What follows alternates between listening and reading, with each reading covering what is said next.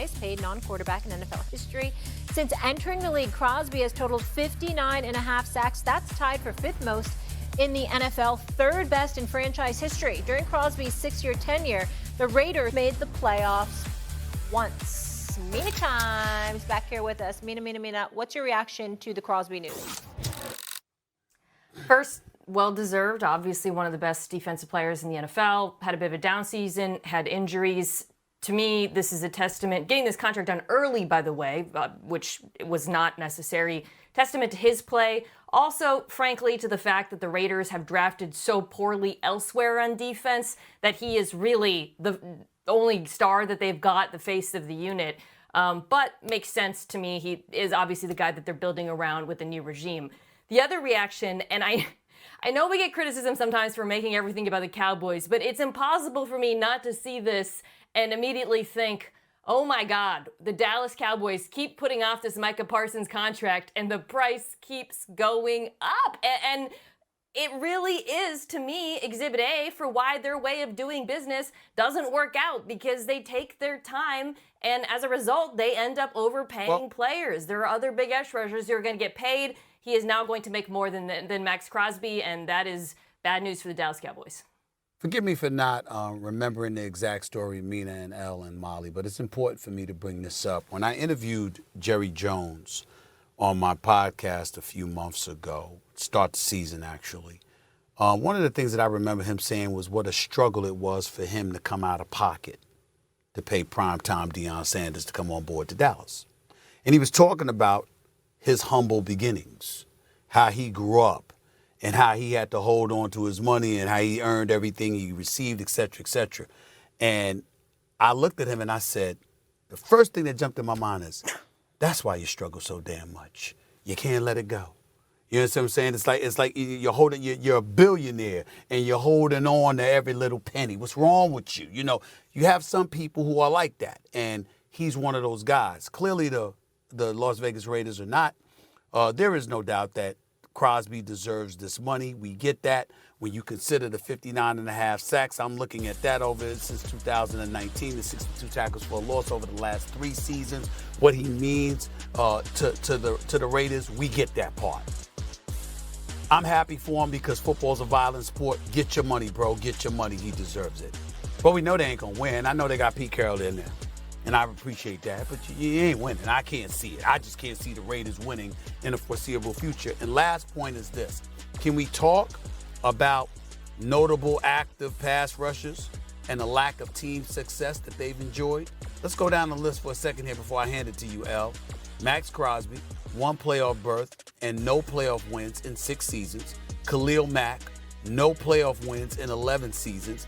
TJ Watt, no playoff wins in 8 seasons. Myles Garrett, 2 playoff berths and just 1 playoff win in 8 seasons. And obviously Micah Parsons, 1 playoff win in 4 seasons. So again, this is good for Crosby.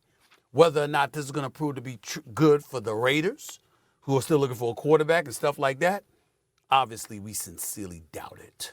So you don't think that Maxx Crosby should have stayed with the Raiders? You think he should have bolted? I think he should have been looking to go elsewhere. But again, I don't know if anybody else was going to pay him $106 million. I got that part. Get your money, bro. Get your money. I'm just saying I'd like to see somebody like him in a winning situation. I would have loved to see somebody like him in Detroit, for example.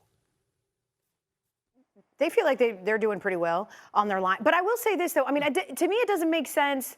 Like, he's put in all this time. They've been inept. We already know that. They play in a division where they perennially are number 4, even with the Broncos not being particularly good.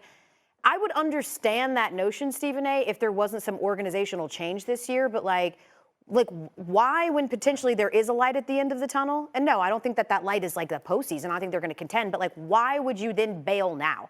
And conversely, like, we talked about this a little earlier in the show. I am firmly on team. You do not pay people for what you hope that they will do. With all due respect to John Spytek, you're not paying him, despite what he said, like, now we expect to. No, you're paying him for what he already has done for you, for his production on the field and also his loyalty. Anything that happens from here, whatever, you deal with that in the next contract. But I don't understand why he would jump ship at this point after sort of slaving away there all of this time. It's wanting to win. It's a simple situation, Elle. You just want to win. Yeah. You just want to win, and then you ain't going to win in Vegas, in my opinion. That's all. Well, maybe he doesn't because he stayed in Vegas. I agree. I don't think in the short term they're winning anytime soon, Stephen A. But we have seen all it takes is a quarterback to change a franchise's fortune. That's fair. We saw that in Cincinnati. We just saw it And they happen got in the sixth Washington. pick. I mean, last year before they got Jay Daniels, anyone think the Commanders were going to win? And here they are. So that's it for Washington. Like, if you guys have been to Vegas and you've gone to that stadium, you know Maxx Crosby is the team. Yes. He is No the doubt. only player No that doubt. they've got on the stadium. Now they have Brock Bowers, who is going to be a superstar. So it's not surprising to me at all that they kept him. And I don't think it is going to be prohibitive to them competing. The reason why the Raiders haven't been good isn't because Maxx Crosby's been making a lot of money. He's going to make a lot of money. It's because they've drafted so poorly. I mean, the only good defensive players they've drafted really over the last couple of years are, I don't know, Nate Hobbs, Trevon Merrick, who are both free agents. It's been a horrible track record. That's not Crosby's fault. And there's no reason why I think he shouldn't get this kind of contract from them. They need to draft better moving forward. Last year was a good Honestly start, speaking, that's where I'm hoping Shedeur Sanders lands. Okay. Vegas. Well, Maxx Crosby likes the idea of bringing in Aaron Rodgers. Listen to this quickly. I think with all the doubt and all the negativity around Aaron Rodgers, he needs to retire, things like that. You know, he's getting cut by the Jets. I think he's going to come back and have I know he's 42 or 41. Are you going to say MVP? No, I think he's going to have a big year this year, and I hope it's in our town.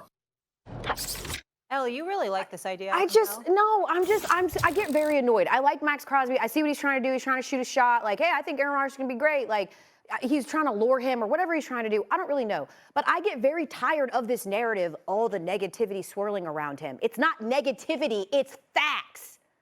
He hasn't been good. Okay, I'm sorry. He was hurt. Yeah. He's over 40. He wasn't that good last year. It's not negativity. There's no mission to be anti-Aaron. I'm just looking at the tape, Mina. I'm looking at the tape that tells me even in his MVP years, the production wasn't there in the postseason. So if you're bringing him in as a mercenary and you're trying to instantly plug him into a team that's going to be a contender, even when he was playing really well in the regular season, he hasn't been playing well in the postseason. And that was 3-4 years ago. That's the last time we saw Aaron Rodgers play at an Aaron Rodgers level. So it's not negativity, Mina. It's just like the eye test. I'm sorry. Not in today's world, Al. Yeah. Not in today's world. No matter how complimentary you are, it's hating. If you don't shower folks with affection and love and adulation, it is hating.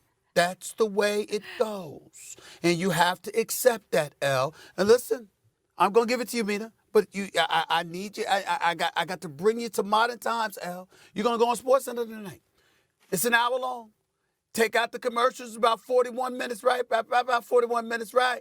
Mm-hmm. 40 minutes and 30 seconds can be complimentary. Those 30 seconds, how dare you bring any level of skepticism into the equation? You will be hating. Welcome to our world. Feels like you're projecting. All right, well, I'm going to say what I honestly believe about Rodgers as a quarterback in 2025, and if it is perceived as hating, so be it. He is not a mercenary because I don't think he's good enough at this point to be a mercenary. He is a bridge quarterback. If the Raiders are realistic about that, if they sign him to a one-year deal as a bridge quarterback in addition to drafting a rookie, that makes sense to me. I would not object to that. But that would require, I think, buy-in from Rodgers' part of me to that role, acceptance of it, as well as acceptance of what kind of offense they call. That's an open question. But he is not someone to be lured at this point. He is someone who, frankly, does not have many options for destinations. All right. Well, Stephen A. would prefer Shedeur Sanders. Móc nhá, móc một mũi bính này. Sau đó sẽ lại móc những mũi đơn. Cứ luân phiên cho đến hết. Đấy, tiếp nha mọi người. Mọi người cứ lặp đi lặp lại cái này là được. Mình tiếp tục mình móc nhá. Yêu vậy.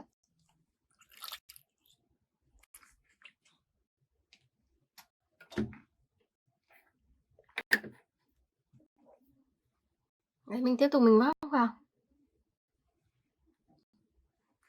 Cứ luân phiên từng mũi. Mũi tiếp theo.